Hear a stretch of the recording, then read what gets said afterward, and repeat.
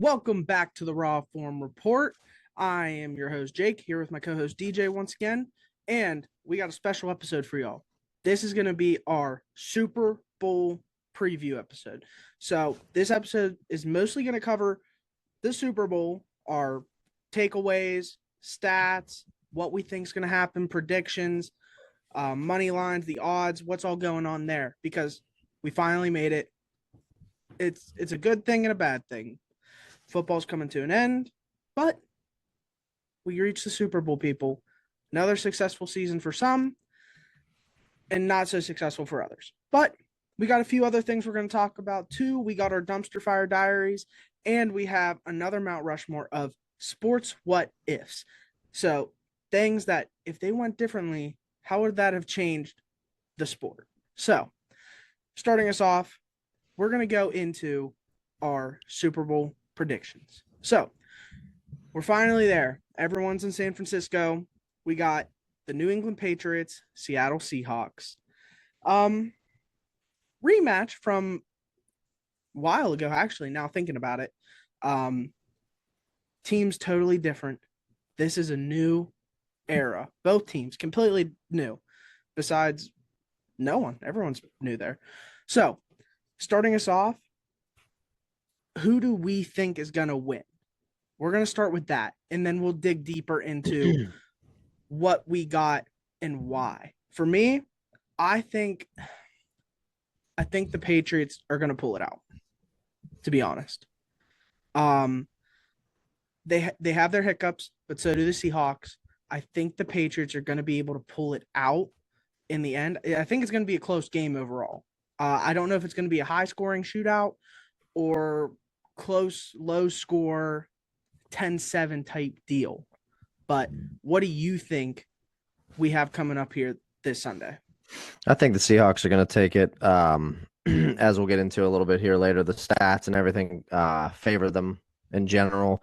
But we've talked about Drake May most of this season being, was the front runner for the MVP for a while. Now I believe Stafford probably will end up with it, but he hasn't looked outstanding throughout the playoff. Yeah, I mean, for a second-year quarterback, he hasn't been great. No. I'm just saying, in the playoffs in a vacuum, because his season's been great for a second-year quarterback. But in a vacuum, his playoff performance has been okay. Like, it's been good enough. Obviously, they're in the Super Bowl. It's been good enough. I got some things about that. Yeah, I feel like a lot of his defense carried him, and I just feel like the Seahawks are on a tear that's not going to be easily stopped. That defense for the Patriots is pretty good. We'll talk about it here in a second, but I think the offense is going to leave a lot to be desired. So you're saying the Seahawks are going to take it. I got the Patriots. So yeah. I have a few things that are kind of key takeaways. They're pros and their cons, if you so say. So Seattle's defense, that's their pro. They are super strong on the defensive end. I think this is going to be the best defense the Patriots are facing throughout the whole playoff run. And speaking of defense, I got some numbers to hit you with real quick on that note for the Seattle defense. They allow only 17.2 points per game. That is the best in the entire NFL. Yep. Their defense is ranked first in yards allowed a game at 267, and they bring insane pressure. They create turnovers, pressure, and they're stout in the red zone. Yeah. So even if the Patriots push and trudge and get down there and they play gritty football, once they're in the red zone, these guys are the stingiest in the NFL in yardage and points in the first place. But then they're stout, defense in the red zone. So I just don't see where the Patriots get it done. Yeah, I mean, the only good thing for the Patriots side of this is that they have played some top tier defenses throughout this playoff run. They played the Chargers defense, which solid. They played the Texans defense, which is really good. Yeah, one of the best. They played the Broncos defense, which is also an elite defense. So It's not like they went through this playing a bunch of nobodies. Yeah, they feel a lot like the early 2000 Red Sox. They feel like the why not us? Like, we'll find a way. Not really like a, wow, look at this team. It's like a, dang, they're still going. Like, and I know the thing is, we're all talking about, oh, they haven't played any offenses. that doesn't. Yeah, it matters, but like, okay, they've been able to get past these defenses though. They've been able to Yeah. score on them. Okay, the Bronco game was a little different, but still, they've been able to put up Yeah. numbers against Ugly. these guys. 10-7. That was ugly. And it doesn't matter how you win, as long as you win. Yeah, as long as you win, right? But I'm just saying, as a fan, watching a 10-7 game for 4 quarters is Yeah. ugly. That's And ugly. what I got here is, I don't know if this is exactly accurate because it says the Seahawks have gone 27 straight games without allowing a rusher over 100 yards. Wow, playing CMC twice, Kyron Williams twice, Bajan and Jonathan Taylor. Arguably top running back. Well, CMC, Bijan, and JT. Kyron's good, but arguably the top 3 running backs in the NFL. Yeah, for They've sure. held under 100 yards. CMC twice, matter of fact. Mm-hmm. Yeah. Sure, CMC's a receiving back too, though, but still holding him that twice. Well, and here's the thing too about the Seahawks. Let's flip to the other side of the ball, right? We've talked about their defense. They're a top defense in the league in every stat you can think of. They are ranked 3rd in the NFL in scoring offense with 28.4 points a game. They average 347 yards a game, top 10 in the NFL, and they have a balanced rush pass attack with 4.1 rushing yards per carry and 8.4 passing yards an attempt. Okay, so they get 4 on the ground, 8 in the air, top 10 in yards total, and 3rd in scoring. They're about the whole package you can get, dude. So bouncing off of that, their biggest concern is their turnovers, though. Yeah. Okay, sure, they're able to get the ball in the end zone 90% of the time. Yeah. But this regular season, the Vikings were the only other team that had more turnovers in the NFL, with Seattle having 28. And if Darnold's able to stay composed and stay as how he's been and not playing, see ghosts, yes, they can take control of this game. But the Patriots defense is also something you can't sleep on. They are both in the secondary specifically. Yeah. With Gonzo, dude. Oh, and Carlton Davis. Davis has been crazy this playoff run. And this game, to me, is going to come down to the turnovers. Because hopping over to the Patriots, Drake May has had 3 or 6 fumbles in their first 2 playoff games. 3 of those he lost. Right. That's their concern too. And the thing is, Drake's having to make, because they're playing these top tier defenses, he's having to make these plays of getting out of the pocket, scrambling, quick throws, decision making. And like we said, he is a young quarterback. He is 2nd year in the league, fresh, so it's like he's really got both these quarterbacks, sure, Darnold's considered a veteran now. No, definitely, yeah. They both have to find their composure, and they are going to be the ones that dictate this game. I know everyone says like, oh, quarterbacks run the game, but this one really does rely on if May can handle the pressure or if Darnold can handle the pressure, because these defenses are both up here. So it's one of those 2 guys, whoever plays better wins this game in the end. You know what I think it comes down to a little bit more than that. Like, the quarterback is, he's the figurehead, right? He's the guy. But you tell me a receiver on the Patriots offense that you're afraid of. Yeah, I mean, right. JSN might be the best receiver in the league right now. Yeah. Probably easily. You know what I mean? To be honest, yeah. You know what I mean? Like, and Gonzo's going to have JSN. And I'm not saying he's going to lock him up for you freaking Seattle fans. I'm not saying he's going to lock up the great JSN. I'm saying he's going to be on JSN. That will be an assignment. He'll follow him more than likely. They're not going to give it to Carlton Davis. I wouldn't give it to Carlton Davis, even though he's had a run.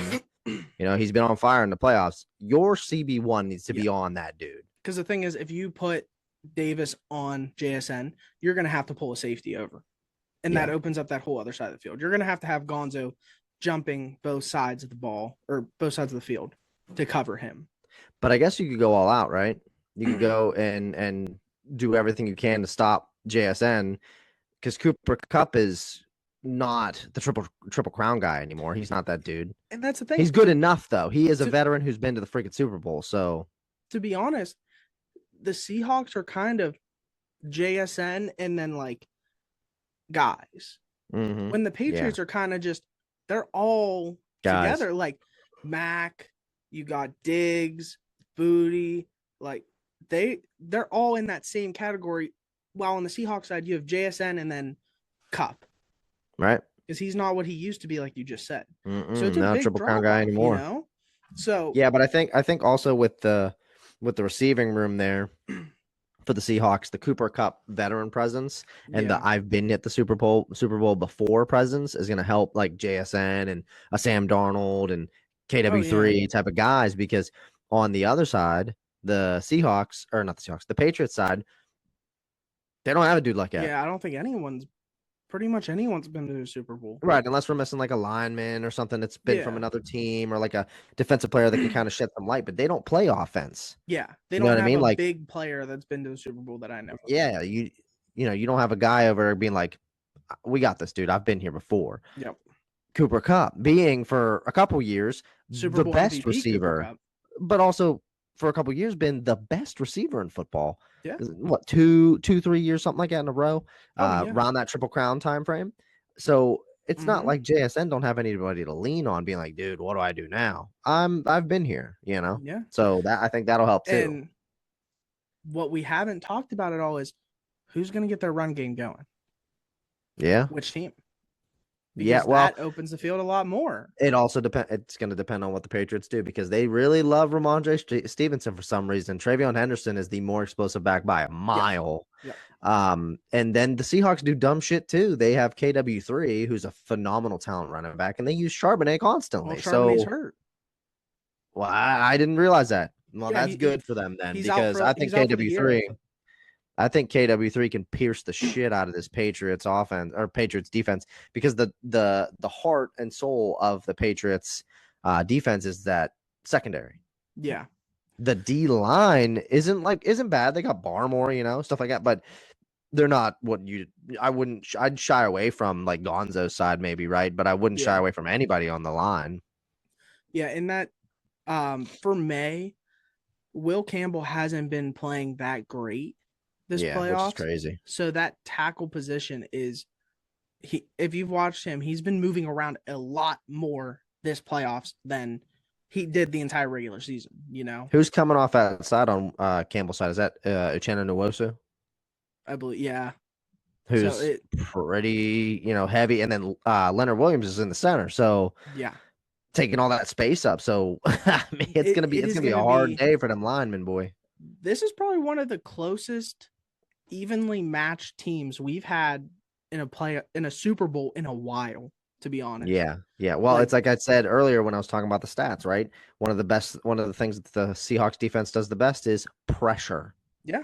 You're gonna have to scare that young quarterback, and they can do it. And the line ain't gonna protect them. Yeah, because it's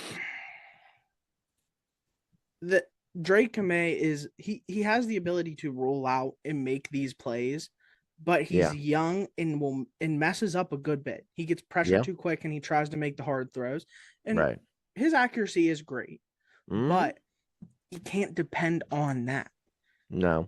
If I had to take a bet, listeners, for a leg, I'd go Drake May over rush yards. He's gonna be on them feet, boy. He's gonna be getting out a lot. Yeah, I'll take Drake May rush yards all day. And I think this game's going to come down to who's going to get the biggest turnover return. Yeah, if either side gets a pick six, you're probably calling it. Yeah, I think that would really change the entire tone of the game. Yeah. Because Darnold has his history with it.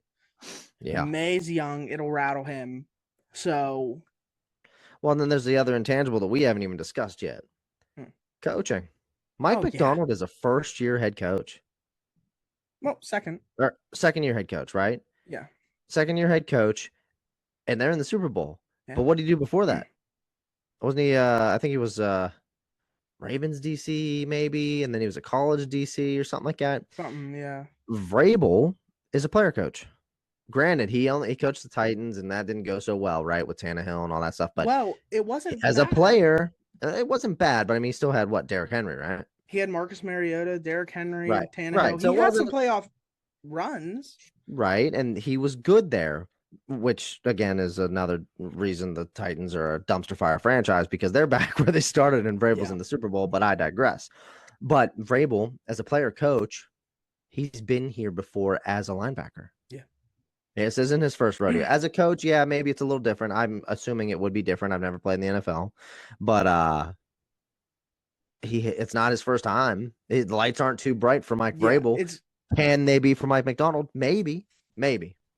Yeah, what if he over schemes it? You know, if fans of the show The League, what if he ruxins it and tinkers too much? But he might be able to get the players in the right mindset where he's able to fix it in game better. Yeah, understood. I think we're gonna have to be watching the coaches a lot. So the two biggest factors on keeping everyone calm are going to be Vrabel and Cup. Yeah, those are going to be your two guys. Yeah, your guys have been here because nobody else has had this type of history with the Super Bowl, and you're going to depend on Cooper Kupp and Vrabel, both who have played in Super Bowls.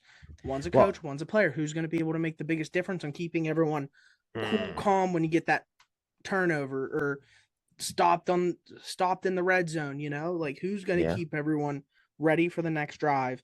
Hey, let's get out there. Let's fix it. Let's keep going. It's not over till it's over, you know? Yeah, you know what's kind of interesting, though, that I didn't even think of until we were just talking, how we were talking about Gonzo and Carlton Davis on the Patriots side, right? Seahawks, it's Devin Witherspoon and Tariq Woolen. That's kind of nasty. Yeah.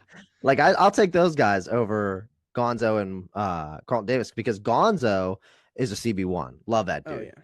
Carlton Davis is, he's good. He's having a run. Know, he's having a run now, but he isn't that guy. Yeah. Devin Witherspoon is very good, and Tariq Woolen has been very good in the past. This season he's been kind of a guy, but I mean, historically he's been a pick machine. So yeah, it all depends on if they're able to play at the highest level they've been playing at.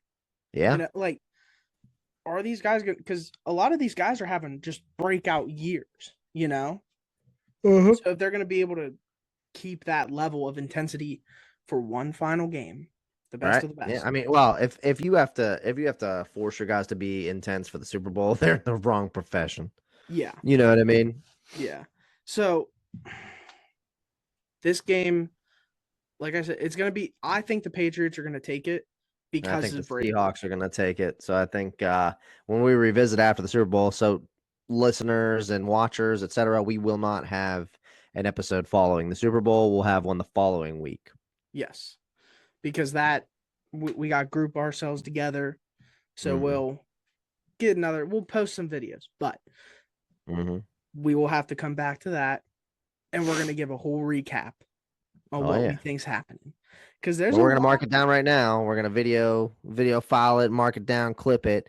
I'm taking Seahawks. He's taking Patriots. So whatever happens. We're split decision here. I don't want to take the Patriots fully, but I think they're the more well-coached team.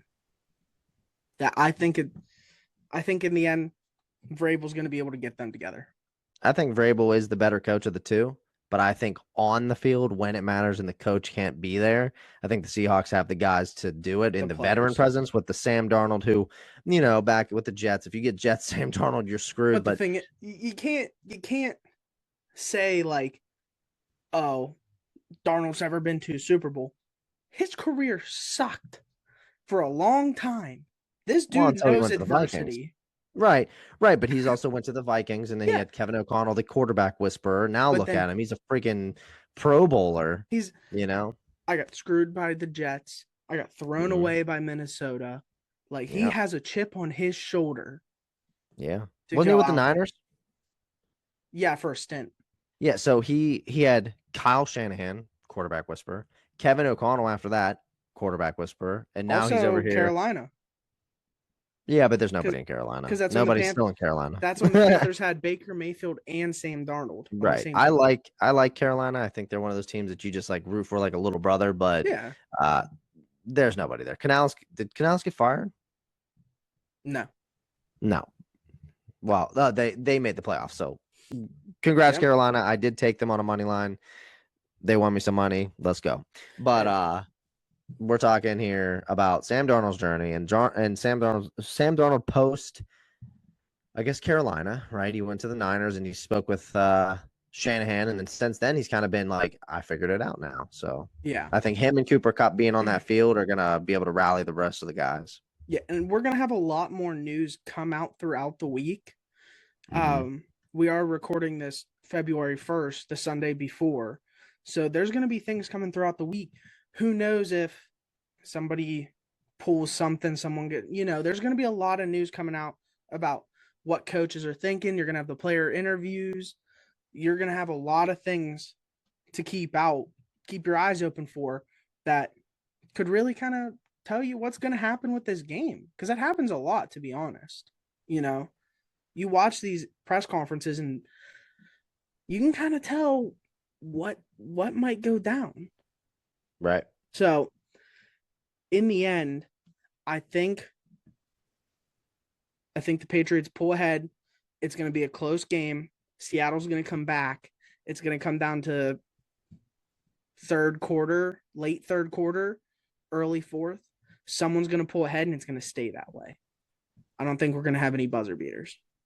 Right. So I really don't know who to pick. Like, that's the perks of the Super Bowl. There's only two choices, pal. Yeah, there's only two choices, but these teams are so balanced. I mean, I get that, but you got to pull the trigger, my guy. You can't be wishy-washy. I'm taking Seahawks. That's it. Let me see what we got on DraftKings. I want to see these lines. We have the Seattle's favored at minus 230, Pats 190, spread is 4.5. That's kind of nice. Yeah, I feel like the Seahawks are a little overfavored. Yeah, a little 230 is kind of excessive. Yeah, I would do maybe like a plus 100, minus 100, something a little above that. Like or two minuses, minus 100, minus 150. Yeah, I feel like that's way too much. I think it's because the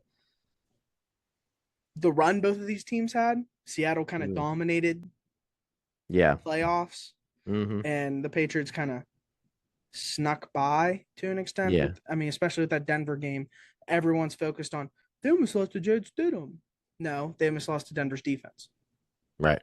So we will come back to that later to talk about what we got, what happened, and then we got offseason for both of our teams because we suck. You get to hear us cry and complain and talk about drafts. And some of you feel our pain because you're fans also. So exactly. But good news, bad news. More coaches got hired for some people. Some people happy, some people not. So Cardinals hired Rams offensive coordinator Mike LaFleur. To be honest, I didn't even know he was an option. Oh yeah, I knew that. I was hoping the Steelers would get him. Mike McCarthy looking at us, but a lot of McVay tree, man. Yeah. Yep, he's going to be one of those coaches that people peel off of and have good runs. Even if they don't last as a head coach, they're going to get a head coach position. Yeah, he's a great coach. Well, was it?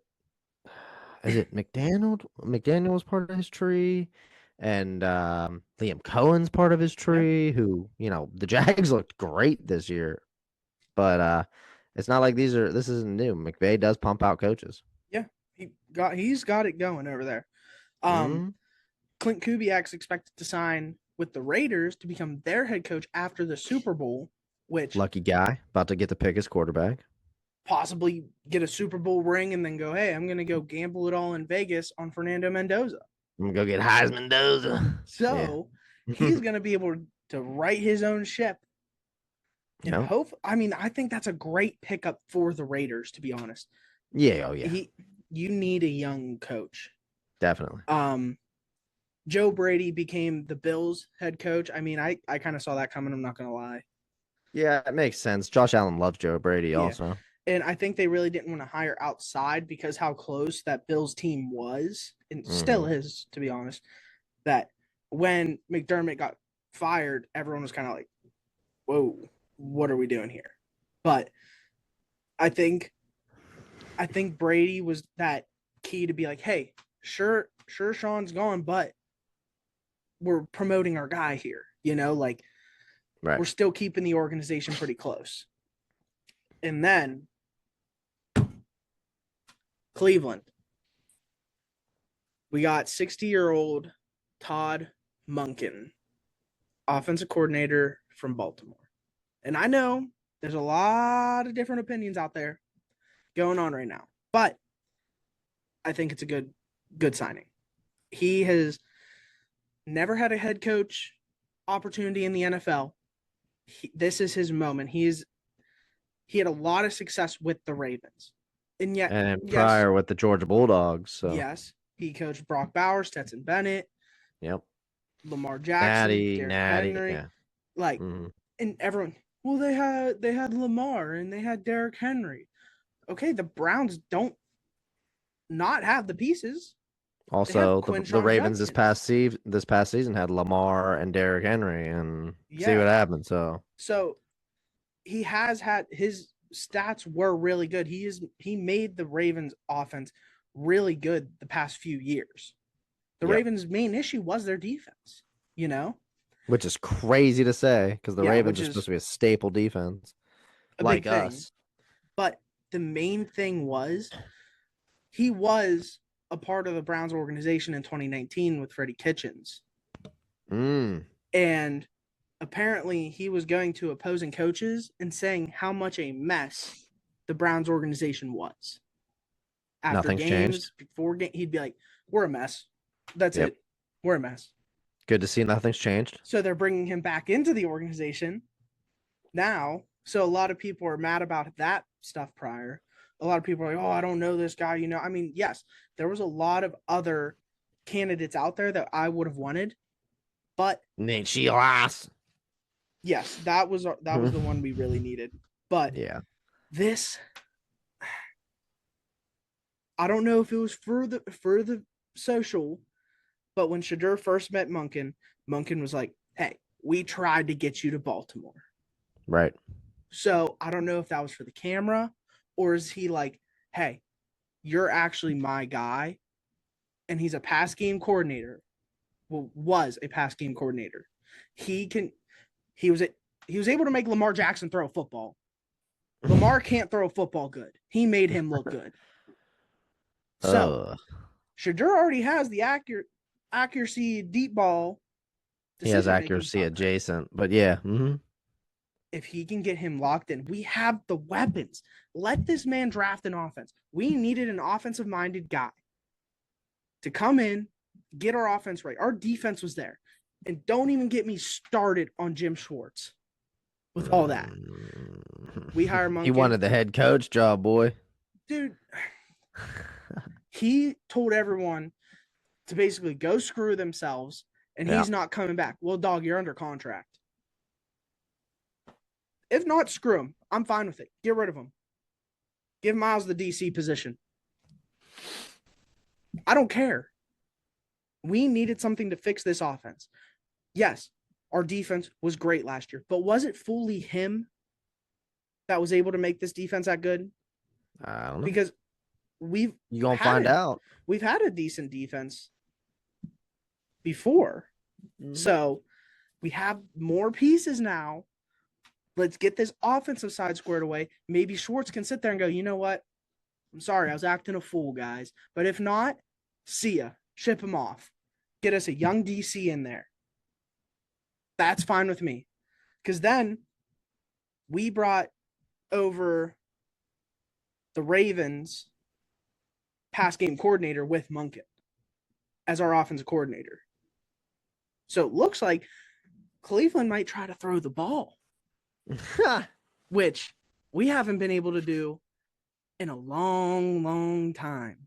Y'all need a wide receiver one, buddy. And that's why we need an offensive-minded coach. Mm-hmm. So I'm okay with it.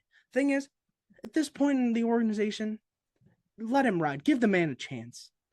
He has the history of winning. It's not like we're picking up Jets offensive coordinator. Nobody should be hiring from the Jets tree. Yeah, or like a guy that was the head coach of the Jets before. Like, we're getting someone that knows winning, Sure, he's old, and everyone's like, he's 60 years old, yada, yada. I don't care, dude. Just let him go. Give the man a chance. Things don't work out. We switch it. Let him give you 10 years if he can. Yeah, Bam. like, it's all we need. At least make Mhm. us competitive to an extent.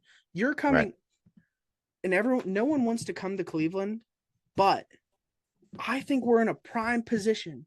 We got 2 first-round picks this year. We already have a great young core. You have a great defensive leader in Myles Garrett. You have the pieces. If you build the puzzle right, build the edges, and work your way in. But Cleveland goes, let's work from the middle pieces and then build the border at the end. No, we have it. We finally got the outside done. Let's work on it. Fix the inside now.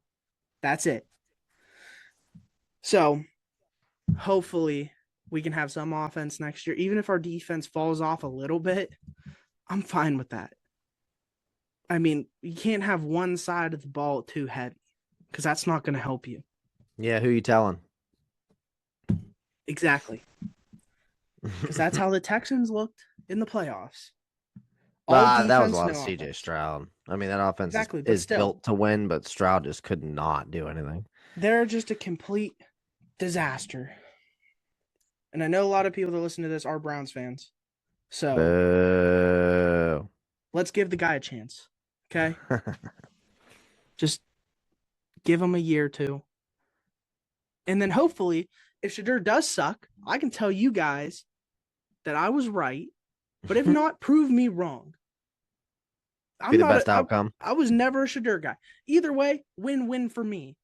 Yeah, He comes out good, either. Browns win. Yeah. Cool. He Right. sucks. I was right. I was right. Yeah. I'll take Yeah. it. That's Yeah. free. So, who knows what's going to happen? I mean, we're going to hit all that later. We're going to have mock drafts coming out. We're going to have more videos complaining. But football's wrapping up. Yep. Hockey's about to go on break. Baseball's coming soon, baby. Baseball's We're coming. waiting. That's our next big one. Suarez signed. Heads up. I say Suarez is a red. I did see though, for all of us Pirates fans, that the Pirates did match the annual value salary that he's getting paid for the Reds. He chose a hitter-friendly park and a team he knows over the Pirates. So the Pirates did play. So twice this offseason, they put in for Schwarber, who turned us down financially, and Eugenio Suarez, who turned us down financially. The Pirates tried. They also obviously signed Ryan O'Hearn, and they traded for Brendan Lau. So they tried. They did some things. They got some things. They tried other things. It didn't work, but I don't care. They tried. That's all I can ask for in my 33 years of life on this planet with 2 playoff appearances. Yeah. I will take the attempt. I did just see an interview with Neil Walker, and he said that good old Neil, suit up, baby, please. He loves what's going on, but they need one more piece on offense. They need a third baseman. They need a third baseman bad, and that was supposed to be Eugenio. So I don't know what they'll do now because they were putting all their chips into Eugenio Suarez. So they may pivot now and try to trade or find a middling third out in the free agency, because I don't know who's still out there that matters. There's probably some bodies out there that are decent daily starters. Who was it? Was it Caminero is available? Not free agently, but he's available for trade, maybe? I'd have to double check on that. But there was one more. Let me look. I'll check it out. Because a lot of, I mean, we're getting to the start of pitchers and catchers. We got WBC coming, which there's some things happening with that, but we're getting to some baseball. We got baseball this month. Yeah, college baseball started the other day. Yeah, we're finally getting to the summer. Hopefully the weather clears up so we can actually, go to games. Who is he? There's not.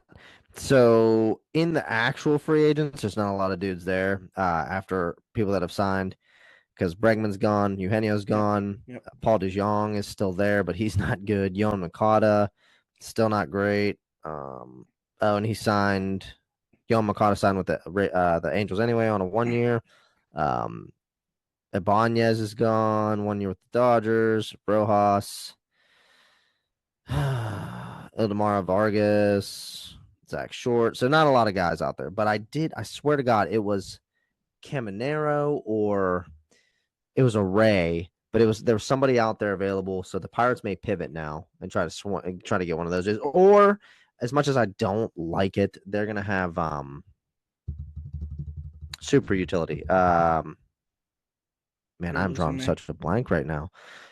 They're gonna have maybe there's someone in the system, dude. Not that I'm aware of, but I mean, all the system talk has been centered around Connor Griffin anyway. Yeah, I mean, he's the number one. He's the best prospect in baseball. If you don't make the opening day roster, Pirates, I'm going to kick you in the nuts. We're not doing this Paul Skeens shit again, where they send him down.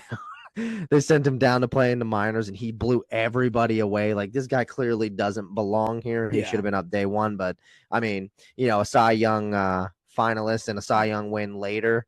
We'll let it pass this time, but don't do it again. But it's Jared Triolo is going to play third. I think Jared Triolo ain't terrible, but no, he's okay, but he's not a third baseman. He's a super util. He can play infield positions, and he's mostly a short or second. He's a middle infielder, but if you got to put him at third, you got to put him at third. You got to do what you got to do. His bat would be okay in the lineup. I'd take it. Defensively, I think that hurts because you don't have because say what you will about Brian Hayes, Gold Glover at third. And he then couldn't hit, but he had a glove. Right, no bat anymore. And then Eugenio Suarez, good defensively, but huge bat. So that would have been nice. But if the Pirates kind of put their checkbook away and go, nobody worth it, we're not going to do it. I'll take Jared Triolo at third for the season. I mean, if they're doing it that way, saying, "Hey, let's save," that's fine. But who knows? Because at some point, Paul's contract's coming up. They have to do something. Yeah, doubt it. They have to do something. I don't believe it either. It's going to be hard to pay the guy, even if they sell everybody, sell the park, sell PNC Park, and Nutting puts up his own cash consideration from personal money. They still won't beat the Dodgers or the Yankees unless there's a salary cap. So which I hope the CBA, if we go on a strike in 2027, but it comes out with a salary cap, I'll take the strike. Yeah, that's fair. But going into our dumpster fire diaries, I got a pretty good one this week. I'd like to start us off. Go ahead, because I got a little bit to talk about. So we got the World Baseball Classic coming up, and we have some insurance issues, some adulting. So Puerto Rico is potentially backing out because of insurance issues with the players, and the big one was Francisco Lindor. He had an elbow procedure done in October, like right after the season. And now the WBC is denying him insurance for the World Baseball Classic. Because sucks. USA. Because they're saying that, if he gets hurt, he had this procedure, he rushed it, like a bunch of BS. Bureaucracy stuff. So he backed out. And now you got to think, a lot of players get procedures done after the season. They have a lot of injury built up. That's the best time to do so. So they do it all in October. So then the WBC comes around, and then you see a guy like Francisco Lindor go, "Whoa, I ain't getting insurance. I ain't playing. I'm not risking that." For sure. Because what happened before in the last WBC? Edwin Diaz on the mound. Gone. Yeah. Knee. Missed the whole year. Yeah. See ya. Yep. These guys aren't going to risk that. So now you're going to have these stars backing out. Yeah. And that's what the people want to see. People want to see Mike Trout, Paul Skeens, Aaron Judge, Bobby Tarek Witt, Skubal, all on the same squad. That's what they want to see. But now you're going to have these guys all backing out, being like, hey, we're not risking it, which is okay. I mean, they're focusing on the MLB, what they get paid to do. Right. This is the big one for baseball. This is the one. Like, there's I believe there is Olympic baseball. Yeah, there is. But nobody really watches because it's during the season. Yeah. So this is the one where you have all the stars come out, support their countries, and you're going to lose a big squad of Puerto Rico. What's next? DR? Japan? Maybe. Maybe. Like, you're going to be losing a lot. So this is the WBC right now is a dumpster fire. They need to get this squared away because I'm trying to see the boys go out there, support their countries, play some ball. Yeah. Give us a little bit of baseball right before, a little And appetizer. not get hurt for my fantasy team. Exactly. Not have Lindor go out there, have to get Tommy John. Yep. You know? Or for the Pirates specifically, I don't want Paul Skeens blowing his arm out. Sit that boy down. Exactly. What is your dumpster fire of the week? First dumpster fire is college basketball continues to be a dumpster fire. We got 2 more NBA G League failures aiming to go back to college basketball. I think they're both from the Hornets. One from the Hornets, maybe. It's basically the Hornets organization. But you said there's that Baylor kid that we talked about before, who was on the Hornets and the Pistons.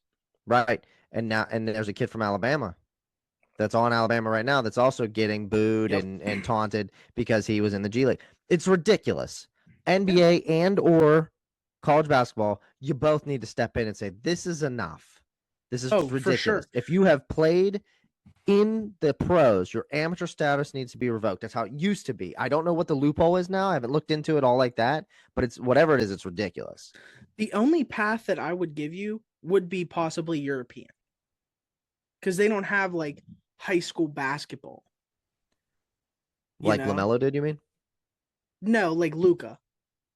Like how Luka came straight from Europe to the NBA. I get that, but I don't think so. I don't think you should have the opportunity to go to college after you've gone pro. Like you've made it to the highest level of basketball, and then you're going to backtrack and take a spot from a kid. You're going to dominate. Why? To get a new draft spot and go to a different team? You got out of your contract because you're like, oh, I don't like this team anymore. That's ridiculous. That's like sitting out and holding out for a new contract or a trade. That's ridiculous. Yeah, because I was watching the Alabama-Georgia game today, and they were literally chanting G League dropout. Yeah. As he was doing taking free throws. Yeah. Like, dude, ridiculous. The NCAA is scared to get sued.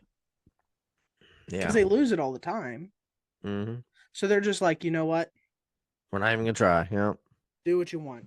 And that's why all these guys are getting 8th year extensions. Hey, I'm getting my doctorate. Let me play for Oregon one more year. Yeah. I'm redshirting again. Yeah. But that is my dumpster fire on that topic. I have 2 if you don't have a second. I don't have a second this week. I do have a second. My second dumpster fire is the Washington Wizards. They're 12-35 this season. They missed out on the first pick last year, which I believe is rigged. We both talked about this, that the Mavs all of a sudden out of nowhere get the first pick for Cooper Flag. After they traded when they were Luka. not after trading Luka, and the GM got ran out of town, Nico Harrison. But they also weren't bad enough to have they had a 2% chance or something in the lottery to get the first overall, and it was after all the controversy with trading Luka and blah blah blah, right? So they ended up with it rigged. There was something wrong with it, and I know people go, the lottery can't be rigged. You can stuff the balls in there, bud. Okay. But they haven't been relevant most of my life, right? Even with John Wall, they weren't all like that. No, John Wall was just a social media presence, basically. They thought last year that Jordan Poole was the answer. He's now with New Orleans. Doesn't matter anymore. They think that now Trae Young is the guy, and they're still 12-35. So, guys, it's not working. Yeah, there's literally nothing that can fix the Wizards. It's like everyone they draft just turns out to suck too. Yeah, I mean they got that Sarge, that Alexander Sarr. He's pretty good, but again, who? You know what I mean? Yeah, I mean they don't have. That's where we're at. They don't have Cooper Flag. They missed out on Con Knuppel. You guys, because if you go through there, you go through all these teams. Like I've said before, a lot of these teams have their superstar. Mm-hmm. Pretty much, even if they just have one. Yeah. Can't name you a guy on the Wizards right now. Right. Trae Young now. Yeah, that's it. He's a hawk in our minds for the moment because he just got traded. But so that's a mess. Middle of the season too. He gets over there they're also about at the deadline. Yeah, haven't really made any moves except getting Trae, but they're 12-35. You guys are beat. So are they? There's no generational player that I know of coming out of college. Like a Cooper Flag ain't coming. A Zion, what Zion was supposed to be because he's a big bust. But I think there's someone overseas That's supposed to be a really big deal this year. Don't know him though because I don't follow basketball that crazy. I'll get more information here shortly. But the if the Wizards want to do something now, they're gonna have to give up their entire franchise to get like Giannis. Who's on the block? But would Giannis want Quite to go to frankly, Washington? probably not. Quite frankly, I hope he comes to Chicago. That would be crazy. But you'd have to give up everything.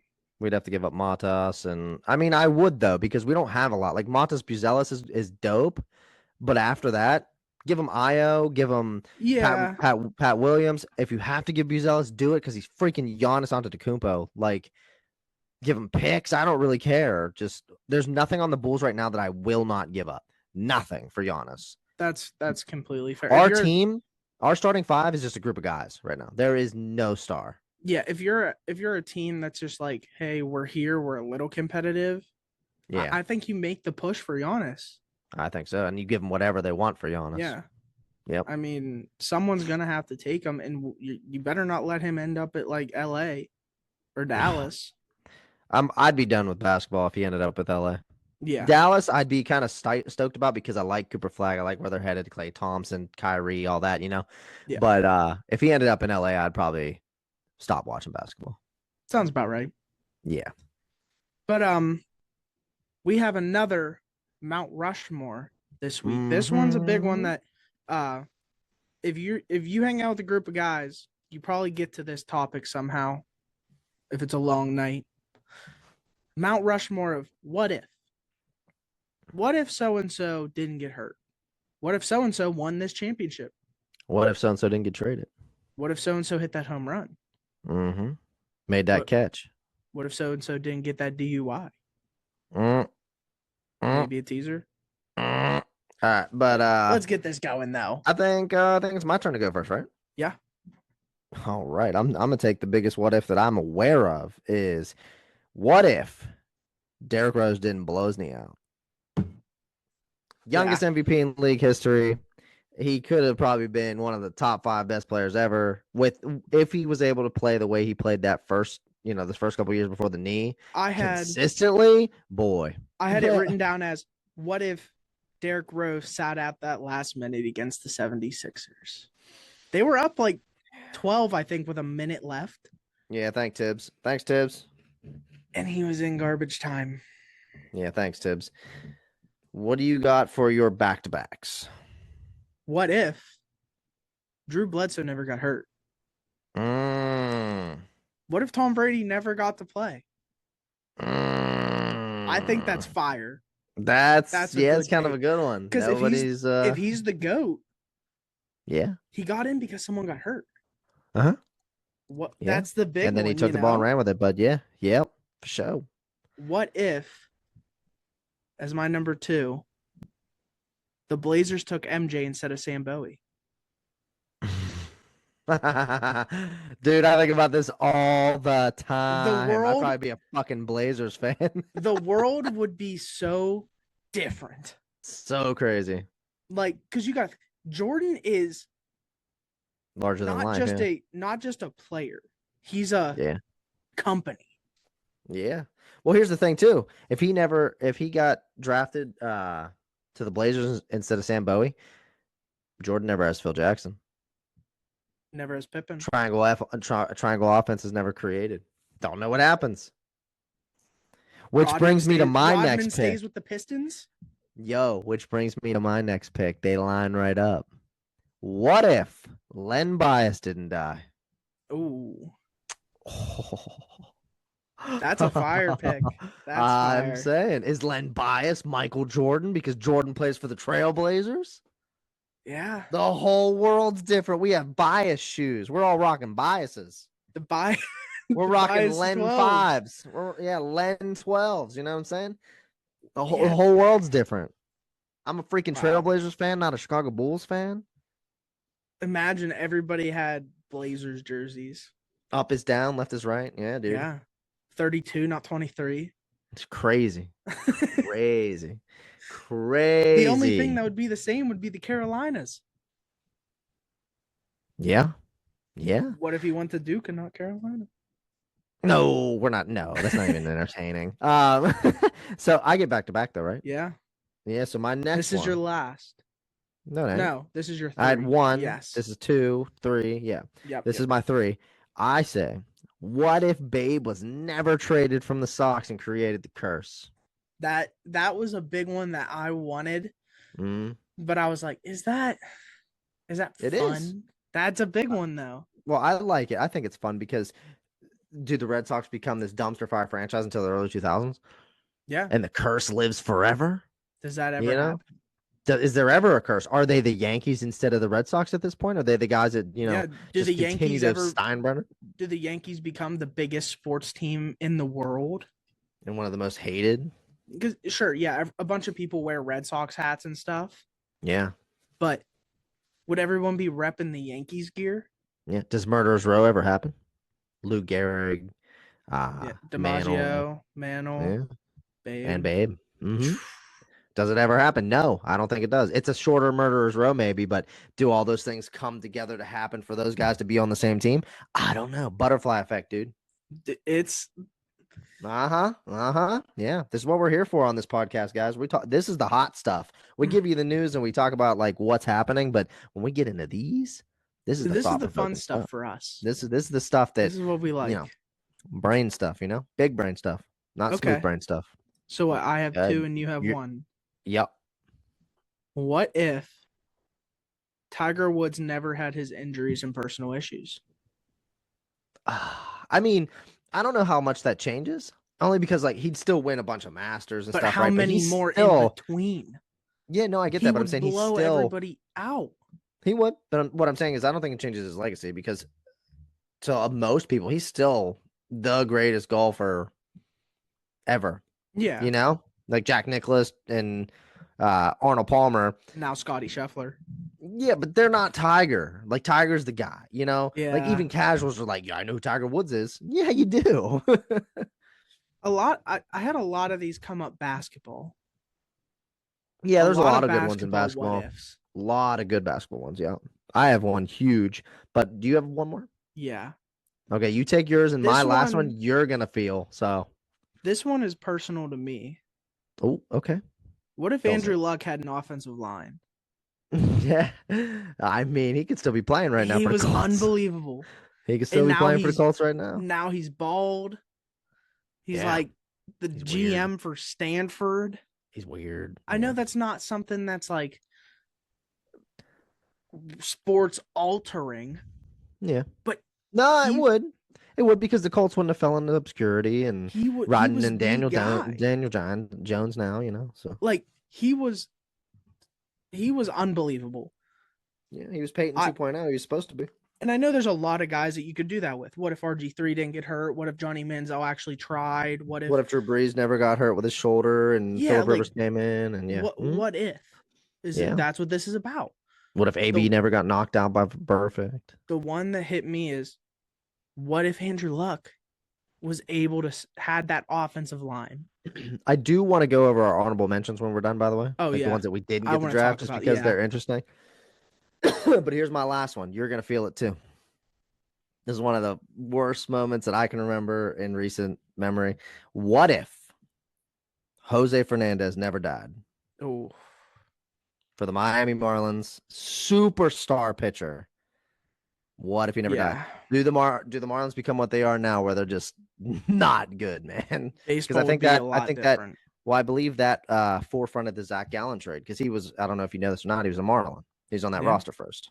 He got traded, and now he's a Diamondback, and the rest is history. But do they put all their money into building the team around what the pitching staff is? Because Fernandez was nasty, but boating accident, dude's gone at 23 years old.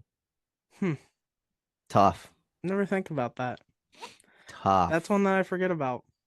Yeah, no, I don't ever forget about Jose Fernandez, man. That was a deep cut, man. He was a young stud pitcher and gone way too soon. Huh. That one did hit. Yeah. That was tough. Miss that guy, man. I had him on my team.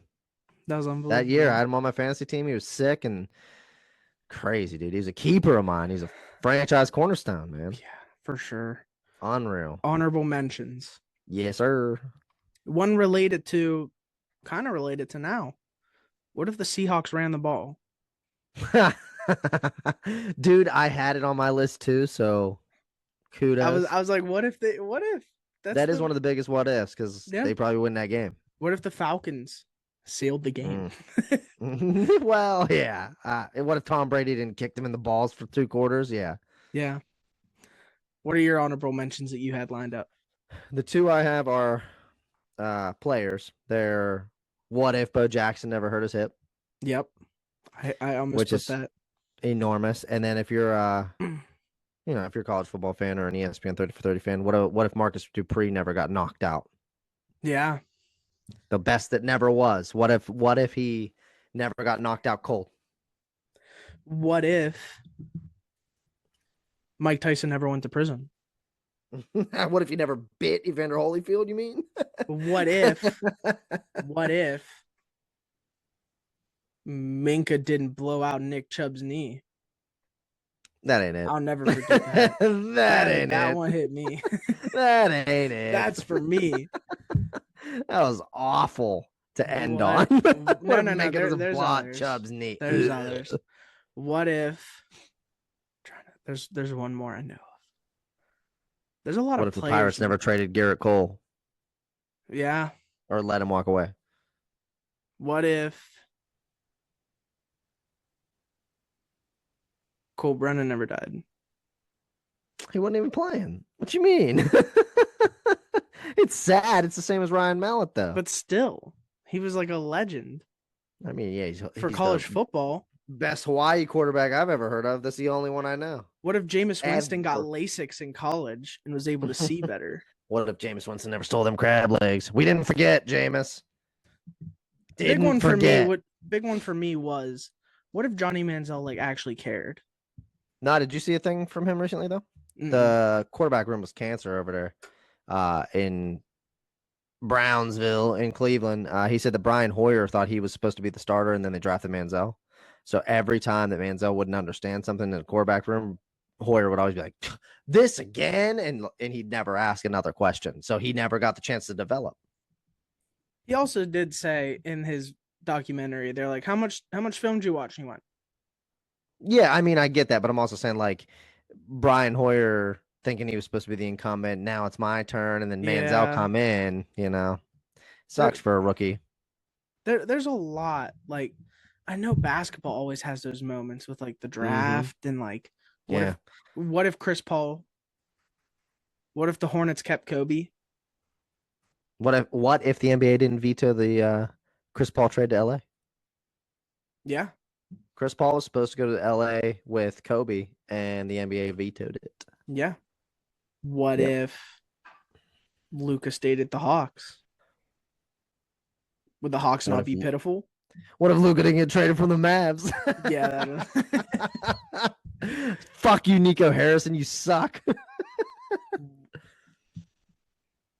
What if the Pirates actually spent money? We'll never know. The world will never know. It's like that freaking Tootsie Pop commercial. Yep. How many licks does it take to get to the center of a Tootsie Pop? The world may never know. No. A lot of tough times out here, man. Mm-hmm. A lot of what ifs. Yeah. Well, on that note, I believe our what ifs are done. Yeah. I could sit here and think about them all day. Yeah. Well, they don't even have to be big. Just be like, what if they actually cared about Baker in Cleveland? Like just little things like that. Yeah. What if Chip Kelly quarterback now? What if Chip Kelly drafted Marcus Mariota to the Eagles? He should have. Yeah, I mean that's a big one, but he should have. Yeah. What if Gretzky never left Edmonton? Who knows? Yeah. But those are our what ifs. I mean, we could talk about them all day. There's so many things that happen in the sports world. Stuff right now. Anything that happens, you can think of it as a what if down the road. Yep. So I think this is the time where we start to wrap it up.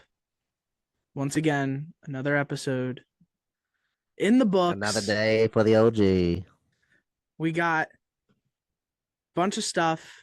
We're going to have videos coming out. I'm going to try to record some things. I got some stuff I want to talk about later in the week. So hopefully we'll have another video up maybe Thursday. That's what I'm planning on, this Thursday. But we'll see. Once again, reach out to us in the comments, text us, whatever. Let us know what you want to see, what you want. You want to hear about a certain team. You want to hear our thoughts on this. Reach out.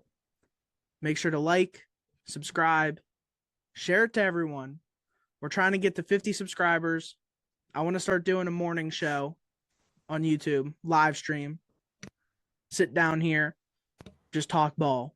Any ball. Ball, puck, stick, car, anything that's considered a sport. So, thank you all once again for tuning in to another episode of the RawForm Report. We will be back next week. Like, subscribe, and we'll see you then. Thank you.